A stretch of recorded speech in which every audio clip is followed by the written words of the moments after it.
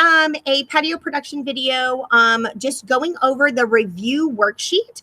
So there is a review worksheet. You're working on this assignment for 2 days. So that's like really nice that you have 2 days to work on it. But I wanted to just maybe work out the questions. Sometimes they're tricky.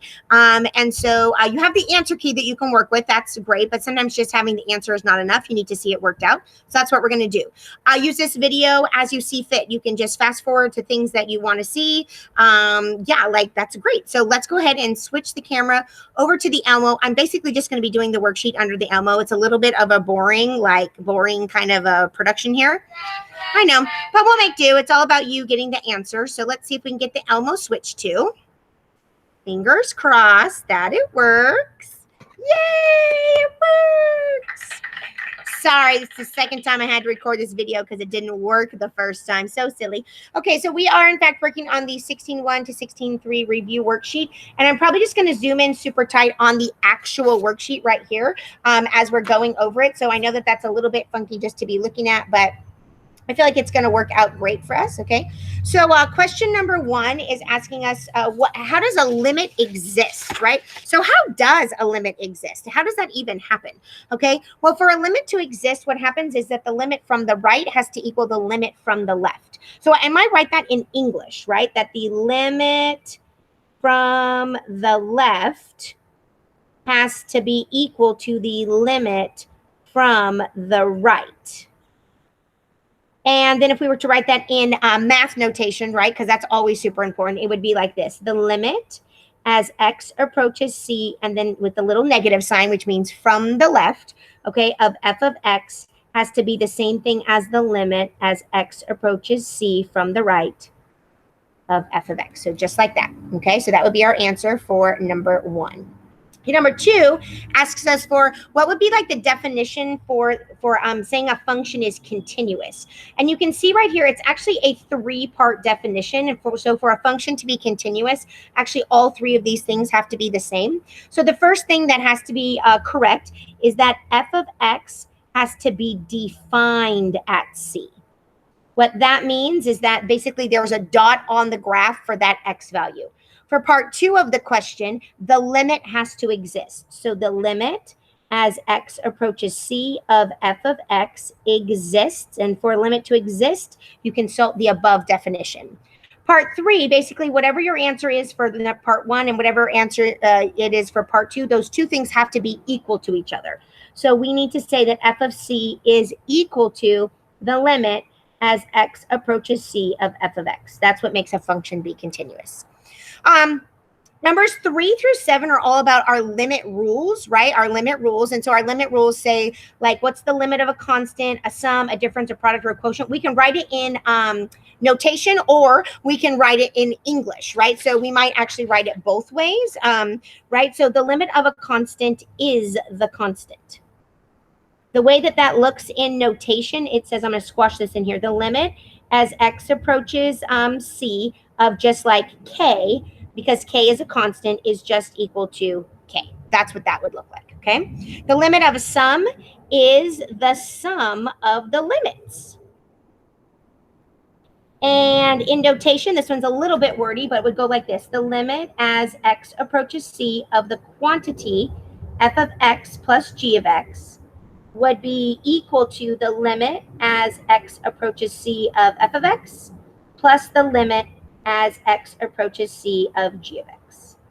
Okay, the difference is going to be basically the same thing. Okay, the limit of a difference is the difference of the limits. Difference of the limits. And in notation, it looks exactly the same thing above, except for instead of a plus sign, you just put minus sign. So I think I'm going to skip that one. The limit of a product is the product of the limits, is the product of the limits.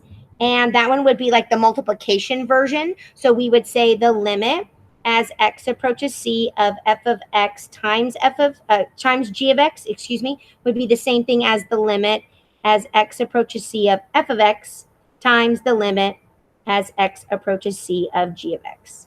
Okay, I know that it's wordy. I know that there's a lot of notation, guys, but remember, we're not trying to be afraid of the notation. We're trying to absorb the notation, make it good, et cetera, like be accepting of it, because that's what higher math is all about, okay? And then there is the limit of a quotient is the quotient of the limit. So is the quotient of the limits, and basically you're just going to do a division question. So if you have the limit as x approaches c of f of x over g of x, that's just going to be, and then we just put the limit on top of the limit. I'm going to kind of do it over here because I ran out of space. The limit as x approaches c of f of x over the limit as x approaches c of g of x. Of course, where g of x does not equal 0. Of course. Okay? So those are all nice definitions. It's nice to know how to write it in notation. It's nice to know it verbally. So think about like both the English version of that and sort of like the mathy part of it. So that's great. Okay, so now we have this beautiful graph right here, and I'm going to try to zoom in on this guy as best as possible because we are going to be talking about going into like target values. Okay, it basically asks us to figure out what are the answers to the limit questions. So if here's our picture, so I'll try to restate the question and then come back to the picture. So question number 8 says, what's the limit as x approaches -3 from the right? Okay, so -3 is in fact my target value. I need to come from the right. Oh, where's my song? I got to get my song. Okay, so what was it? It was like, all right now. That's what it was. Okay, so I'm going to go from the right-hand side, and then I'm going to come on into the x value of -3, and it looks like the y value that I'm getting closer and closer to is a -1. When I look at the next question, it says the limit as x approaches -3 from the left. Okay, so here's my target value of x equals -3. I hop on the curve just a little bit to the left, and then I bing, bing, bing, bing, bing, come on in to the target value, and the y value is -1. Okay, this says, whoops, sorry. This next one says, what's the limit as x approaches -3? Now, this time it doesn't say from the right or from the left, so you're coming in from both sides. Okay, so here's my target value of -3. I'm going to hop on either side of the curve, and then I'm going to come in towards, and it looks like the y value that it's coming into for both of them is a -1. Now, the next question is kind of interesting. It says, what's f of -3? Okay, so they want to know where is the dot on the graph at -3. So if I look at my picture at -3 right here, the dot is right here at a +1. Look at that. So our answers for numbers 8 through 11 go -1, -1, -1, and then +1. Now, total side note. So this right here is a classic example of something that's not continuous. Okay, so right here, the limit exists. Okay, the limit exists. It's a -1. The function is defined. It's a +1. But are these two numbers the same? No, they are not. So I know that they're not asking for this, but I would like to make a little side note that this is exactly why, okay, the function is not continuous at -3. In fact, I might even write that down just like as a little bonus.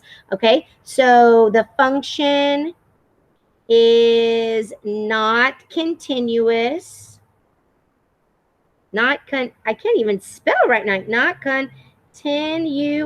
Yikes. Sorry. Not continuous at x equals -3 because, right? Because, and then I'm going to have to go up here. The limit as x approaches -3 of f of x does not equal f of -3. So it is not continuous. So that's a little bonus information there. Okay. And it comes down to this 10 and 11 right here saying that it's not continuous. So that's why it's not continuous.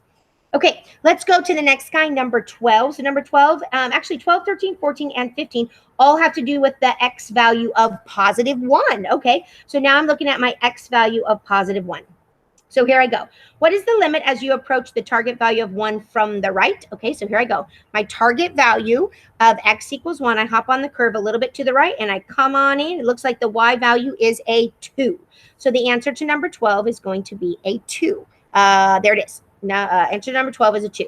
Okay, now number 13 says we're going to go from the left, okay? So my x value is 1. I'm going to hop on the curve a little bit to the left, which would be right here. I come on in, and it looks like my y value that I'm coming into is a -1.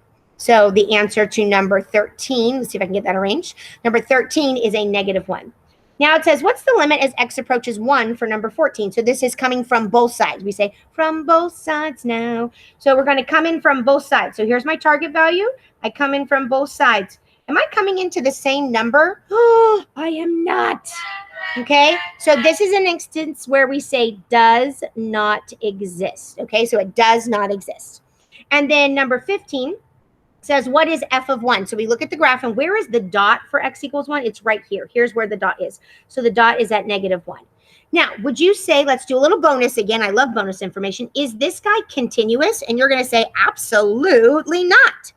Okay, it is not continuous. But what part of the continuous function is it failing? Like, what's the wrong part? Okay, well, the wrong part is that the limit did not exist. Okay, so I would say, I think I'm just going to add this kind of like in the middle, just a little bonus here. Okay, so the function is not continuous at x equals 1 because, and you would say the limit as x approaches 1 of f of x does not exist. In fact, that guy is failing the second part of the definition, okay? So this says the function is not continuous because the limit did not exist. The first one was not continuous because the limit was not the same as the function value.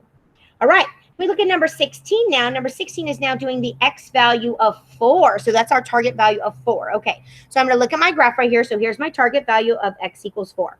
The first question, number 16, says, what is the limit as you approach 4 from the right? Target value of 4, hop on the curve a little bit to the right, come on in, and it looks like I'm coming in towards the y value of 0. So number 16, the answer is 0. 17 says, what's the limit as you approach 4 from the left? Okay, back to the picture. So my target value of x equals 4. I hop on the curve a little bit to the left. I come on in, and my y value is again 0. Okay. Number 18, what's the limit as just you approach as x equals 4? So just straight x equals 4. So here I go. Look at this. I'm coming in from both sides now. Oh, shoot, can't see it. Sorry about that. Coming from both sides, dun, dun, dun, dun, dun, and both sides are coming in towards a 0. Okay. Then number 19 says, what is f of 0? So where is the dot? Okay. Well, the dot is right here. This is 0.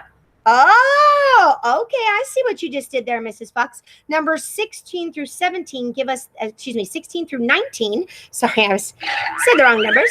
This gives us evidence that it is continuous at x equals 4. Okay, so what would I say for this one? I would say the function is continuous. So let's see if I can add that to my worksheet here. So again, bonus information.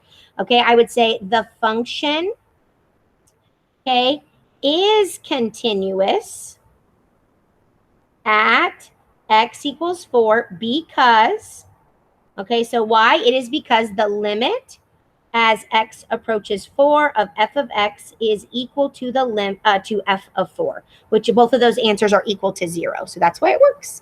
Yay! Super exciting. Okay, so in totality, what this sort of like, there was like a method to my madness when we designed this worksheet. Okay, and that is that not only will we practice our limits coming in from rights and left and functions and just like from both sides plus like function values, but we also got to experience all the different things about continuity. And so the first set is an example of it's discontinuous because the limit does not equal the function. The second one is an example of discontinuous because the limit did not even exist. And the third one is an example of continuous because the limit did equal the function value. So just like that, such great examples for us to do. Okay, now there are 2 other questions though. So number 20 says, what's the limit as x approaches a negative infinity? And then 21 says, what's the limit as x approaches infinity? So let's go back to our graph right here. Okay, so I'm going to zoom back in on the graph. So number 20 says, what's the limit as you approach negative infinity? Well, if I hop on this curve, what does it look like this guy is doing as we just go, as the x values go to negative infinity? To me, it looks like it's holding strong. Okay, it's holding strong at this nice horizontal line. And I think that's exactly what they want for the answer, okay? So for number 20, what they want you to write down is that the limit is a -1. It's just holding strong at that -1. Okay, number 21 was the limit as x approaches infinity. So let's go up here. So here's this part of the graph. Now, if we were to, I know there's an arrow here, but if we were to continue drawing this graph, what would be happening to this graph? It looks like it would just be going up, up, up, up, up. Yeah, And so if it keeps going up, up, up, up, up, that means that the answer to number 21 is going to have to be a positive infinity. Okay, so just like that, we answered all those beautiful limit questions. Now, numbers 20 through to 27 are now doing more algebraic stuff, okay? So it's more algebraic stuff. Now, there's different ways to do the algebraic questions. Sometimes we plug in the value. Sometimes you can't plug in the value, so you have to do some algebra. So let's just kind of see what happens. So let's try to zoom in like on maybe one question at a time, and I'll do the mathematics that's going to make it happen. So this looks like number 21. It's a candidate for just plugging in the number, and I think that's exactly what I'm going to do, okay? I'm just going to plug in the number, and then it's going to spit out what the limit is. So I'm just going to basically go 2 times a negative 1 squared minus a 3 times a negative 1, and then I'm going to add 1. So this becomes a 2, and then plus a 3, and plus a 1, and altogether, guys, that makes 6. That's the answer to number 22. Easy. Okay, let's go to number 23. Ooh, okay, if I plug in 2, I think that's what's going to do. I'm just going to plug in 2. So here I go. If I plug in 2, it's going to get me, uh-oh, guys, my papers almost blew away. Oh, no. Sorry. Don't worry. It's just beautiful and breezy out here. Okay, okay, so we're going to plug in 2. So this means I'm just going to have 2 squared and then minus 5 times 2. And then this would be over 2 plus 1. So that would be a 4 minus a 10 over a 3. So that would, wait a second. Is that what I wanted to do? I did. Yep. So 4 minus 10 is a negative 6. So negative 6 over 3 is a negative 2. And that is the answer, just like that, to number 23. So negative 2 for that guy. All right, let's go on over to number 24. Okay, so the problem with this guy is if I plugged in negative 2, I would actually get a 0 over a 0. And we've talked about this, guys. 0 over 0 is basically mathematical nonsense. So that is not going to be helpful to us. So we have to do something else to figure out number 24. So one of the strategies was to do some factoring. And this kind of looks like a good candidate for factoring. So I'm going to write the limit as x approaches negative 2 again, right? That makes sense because I haven't plugged in the number yet. And I'm going to factor the top to be a difference of squares. So that's going to be an x plus 2 and an x minus 2 over the x plus 2. And wouldn't you know it? Oh, so amazing. Uh-oh, my paper went the wrong way. Okay, we can just go ahead and cancel the x plus 2's. So now what's left over for this question? It's the limit as x approaches negative 2 of simply x minus 2. Whoops. X minus 2. That's all that's left. Now I can plug in the negative 2. I don't have to write the limit anymore. And I get negative 2 minus 2, which is a negative 4. So that is, in fact, the limit. Okay, just like that. Now, again, remember that it's actually undefined at this point, right? It's just that the limit happens to be a negative 4, just like that. Okay, I'm zoomed in so close, guys, that sometimes the paper gets a little wonky. So I'm trying to pay attention to 2 screens at once, but I'm doing my best. I'm doing my best. Okay, let's take a look at number 25. Whoa, 25. Where'd you go? 25, 25. Here it goes, 25. Okay, so for on number 25, okay, this is an example where it says it's going to infinity. Okay, so this is a different situation when it goes to infinity. Okay. When it goes to infinity, you have to kind of look at like the powers and get it down to where we can like zero out some of the terms. So it looks like I've got an x squared and an x squared, and I think that's what I'm going to do. I'm going to algebraically manipulate by dividing the top and the bottom by x squared. Okay, now I am not going to write every single step because it does get a little bit like wordy, but let's just do this. The limit as x approaches infinity, a 3x squared. Now remember, guys, we're sort of like distributing this negative, dividing and distributing this dividing this way. So this is going to be 3x squared divided by x squared, which is just a 3, plus a 2 over an x squared, and then over just a 4 minus a 1 over x squared. Now, okay, we know this for a fact that when you take the limit as x approaches infinity and you put like kind of like plug it in, even though you're not really plugging it in, and you get 2 over a really big number. 2 over a really big number is basically the same thing as 0. Negative 1 over a really big number is also 0. Bless me, excuse me. I had a sneeze. Okay, so all that's left once we do this is just a 3 and a 4, and wouldn't you know it, that's the answer, 3/4. Okay, little heads up on this, guys. Little, it's not like cheating. It's just using our resources. Okay, it's the same thing as when you do the asymptotes back way back in like September or August. for a function. Look at this, guys. When the powers were the same, you were able to just sort of like isolate the numerators and then make it, that would be it. So this is actually the same thing as the equation of your horizontal asymptote. I know, pretty amazing, right? So that is 3/4. Okay, number 26, we're going to do something similar, but you'll notice on 26, this is an x squared right here, but that's an x cubed. Guys, we are still going to do the dividing. So I think what I'm going to do is I'm going to divide everything by, I'm going to do an x squared again. So an x squared and an x squared. And so this would be the limit as x approaches infinity, and then we would get 1 over plus 3 over x, and then all over like a 5x, and then minus 1 over x squared. So some of these do actually zero out for sure, okay? This guy, once you put infinity, 3 over a big number is 0. Negative 1 over a big number is 0, but what you have left is this, the limit as x approaches infinity of a 1 over a 5x. So you actually just do the same process again. What would be plugging in infinity over here would make a really big number. And so guess what? This also goes to 0. And that's what the answer to this question is. The answer is 0, just like that. Easy. So that is a 0 and you're golden. Okay, number 27, I think is back to one of those ones where you want to plug in the number, but unfortunately in number 27, if you plug in a 7, wah, wah, wah, you're going to get a 0 over a 0. So we know that that is not something we want, so we know we should do some algebraic sort of manipulation. So I'm going to do some factoring. So it's still going to be the limit as x approaches 7. It's a difference of squares on the top, so it's going to be an x plus 7 times an x minus 7. And then on the bottom, it totally does factor in. One of the factors does have a 7 in. I think it's going to be a negative 7 and a positive 2. So this is going to be an x minus 7 and x plus 2. Let me see if that seems right. X squared, negative 7x plus 2x, negative 5. Oh, yeah, that's it. Okay, so what happens on this one? Well, we can definitely do some canceling. So this x minus 7s are going to cancel each other. Okay, and then now we're able to write the limit as x approaches 7 of just x plus 7 over x plus 2. And guess what, guys? I can now plug in 7, and it does not self-implode by getting the 0 over 0. And so 7 and 7 makes 14. 7 and 2 makes 9. And wouldn't you know it, just like that, the answer is 14 ninths. Okay, so that's number 27.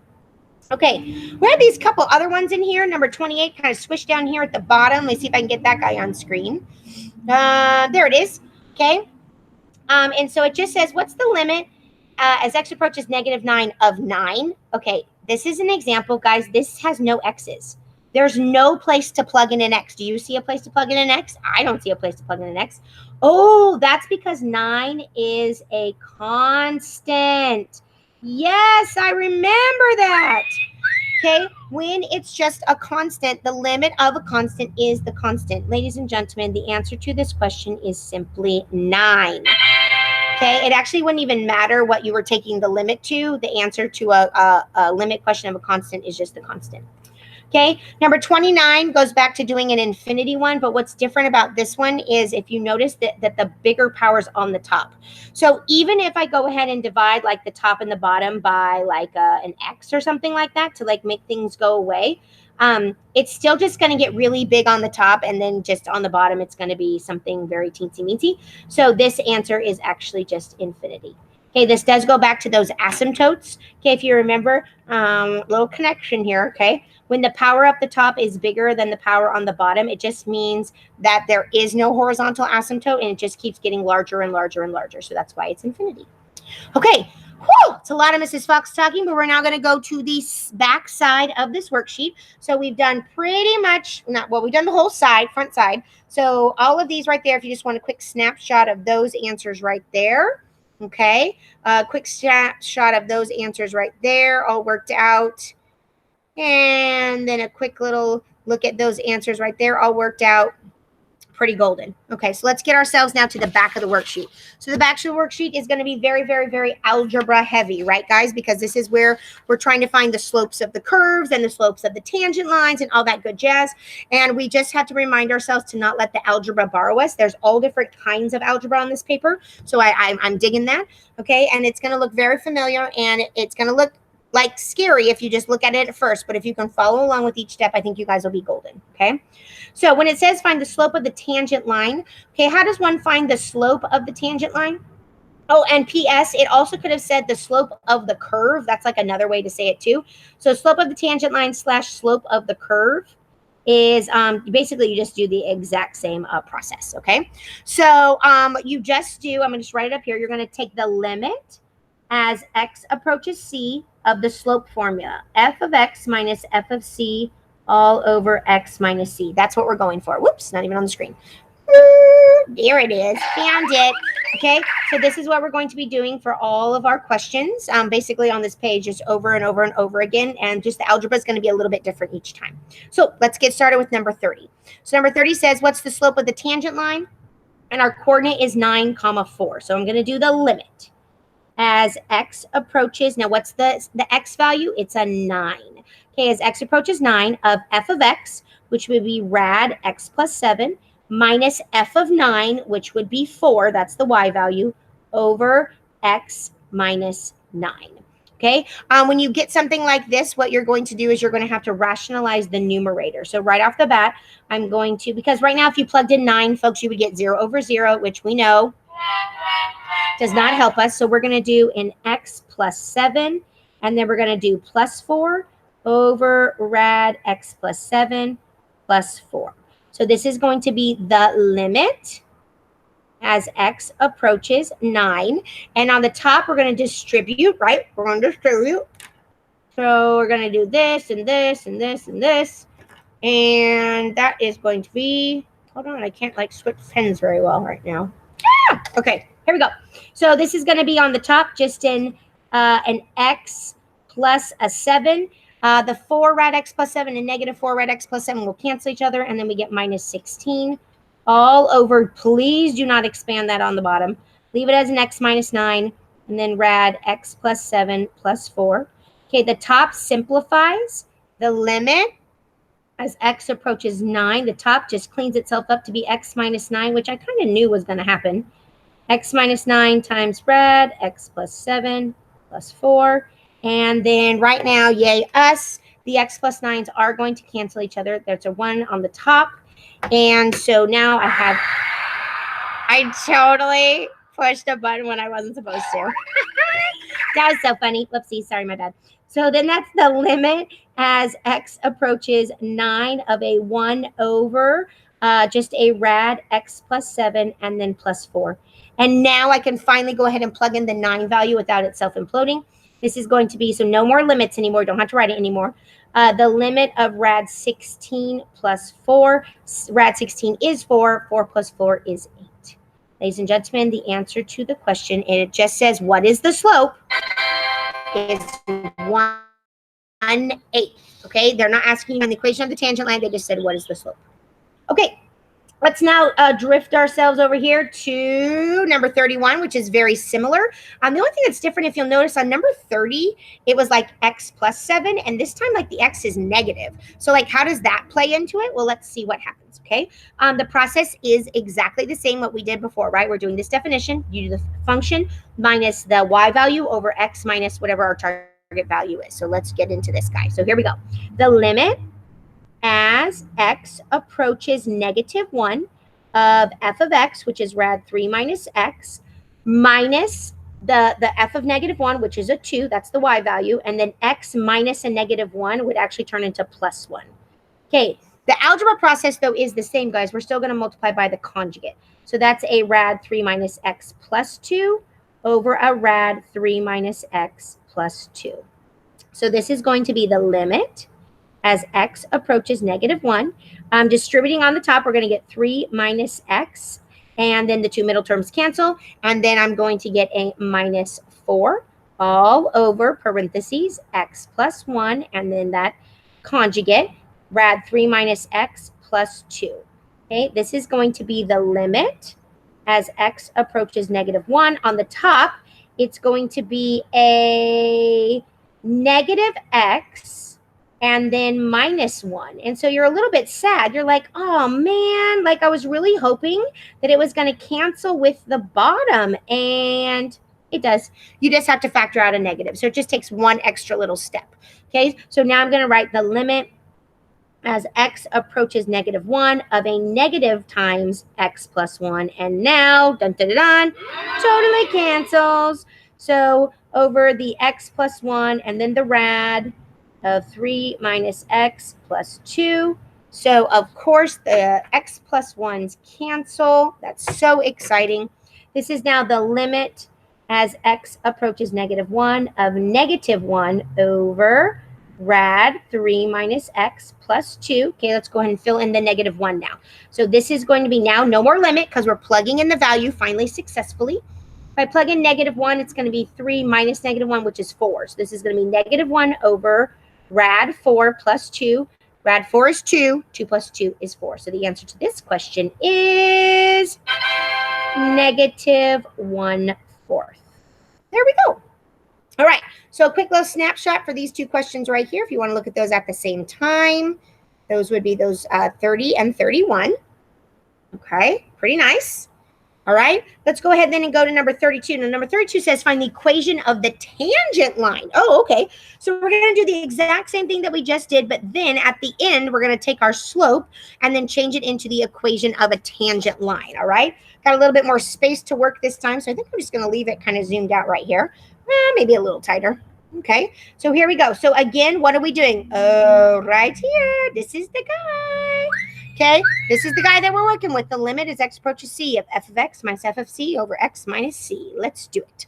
Okay, so this guy says we're going to take the limit as x approaches the x value of 1 of f of x, so x squared minus 9x plus 11, and then minus f of 1, and f of 1 is 3, and then all over x minus 1.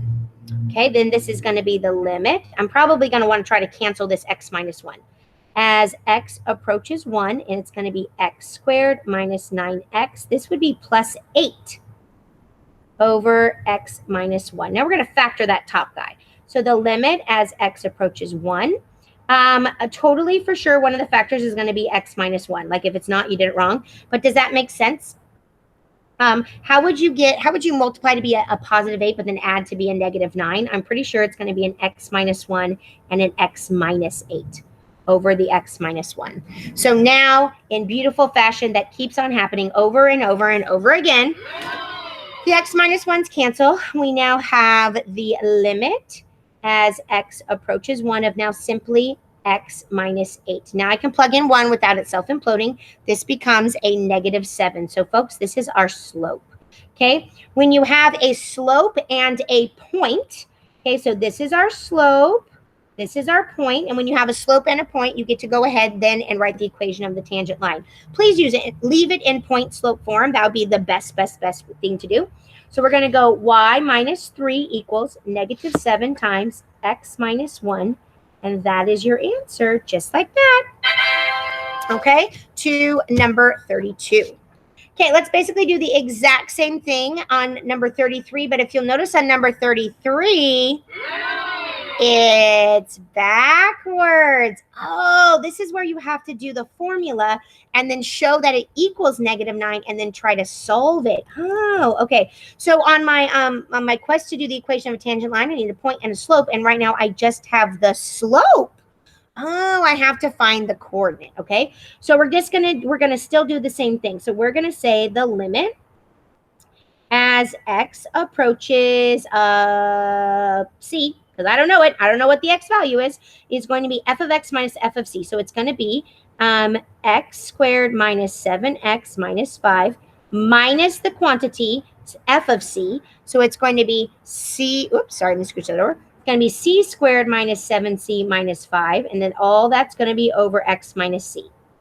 Okay, this is now going to be the limit as x approaches c. We're going to have x squared minus 7x minus 5 minus c squared plus 7c plus 5 all over x minus c.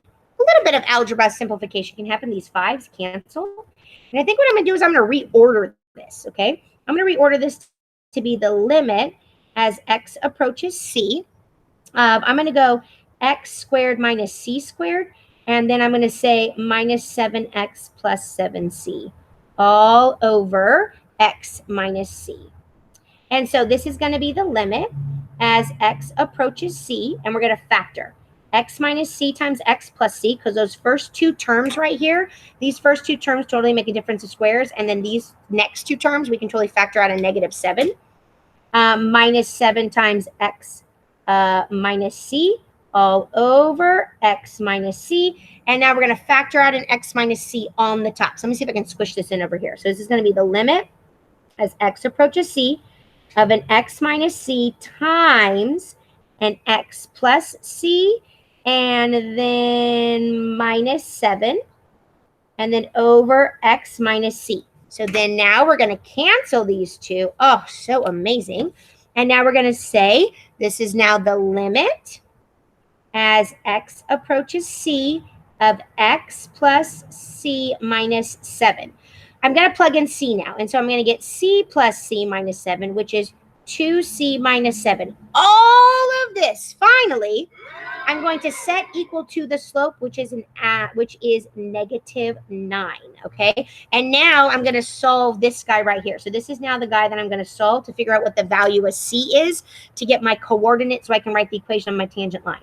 So I'm going to get 2c equals -2. So c equals a -1.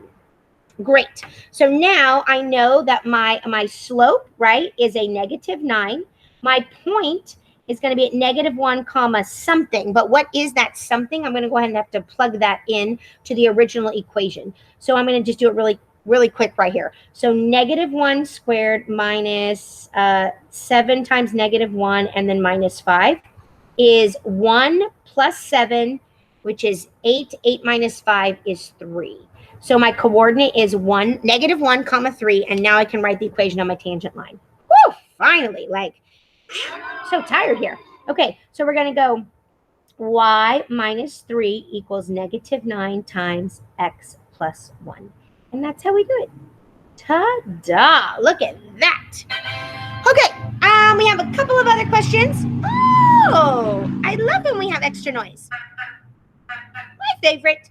Okay, these two questions right here have to do with like an application. Here's our equation right here. It's hidden right here. F of t is t squared plus 6t. And it says, what's the average velocity? Okay, so when they say what's the average velocity, okay, that important word right there is average. We know that just means we're going to do regular old slope. Okay, and then a good hint to that is because that they gave us 2 time values. So we're really just going to do straight up. We're just going to do f of 10 minus f of 6 all over 10 minus 6. Like it's literally just regular old slope. So this is going to be, my equation is going to be, let's see, f of 10 would be 10 squared minus 6 times 10. And then we're going to minus 6 squared plus 6 times 6. Oh, excuse me, this is a plus right there. That's my fault. Sorry about that. So this is going to be 100 plus 60. So, oh, excuse me, all over 4. So this is going to be 160 minus,